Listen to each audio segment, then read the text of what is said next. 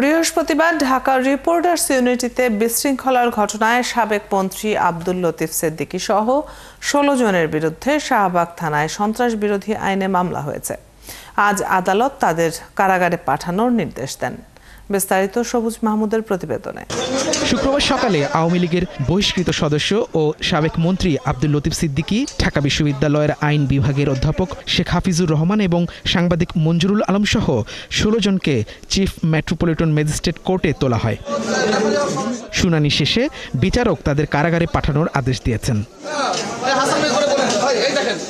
আমরা রাষ্ট্রপক্ষে এই আসামিদেরকে জেল হাজতে প্রেরণের জন্য আবেদন করেছি। বিজ্ঞ আদালত জনাব সারা ফারজানা হকসাদ আমাদের উভয় পক্ষের বক্তব্য শ্রবণান্তে উনি সন্তুষ্ট হয়ে এই আসামিদেরকে CW মূলে জেল হাজতে প্রেরণের নির্দেশ দেন।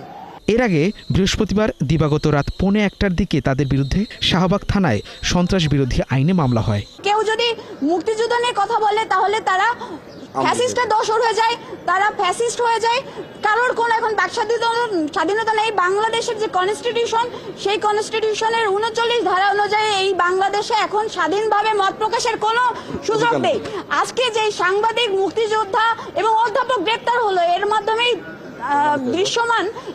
দৃশ্যমান যে এই দেশে এখন সাকসেসফুলি মব ভায়োলেন্স চলছে এবং সেটা রাষ্ট্রীয় দায়ভার এর জন্য নিতে হবে। বৃহস্পতিবার সকালে ঢাকা রিপোর্টার্স ইউনিটিতে মঞ্চ ৭১ এর ব্যানারে আয়োজিত আমাদের মহান মুক্তিযুদ্ধ এবং বাংলাদেশের সংবিধান শীর্ষক গোলটেবিল আলোচনাকে কেন্দ্র করে বিক্ষোভ ও আলোচকদের অবরুদ্ধ করে একদল বিক্ষোভকারী।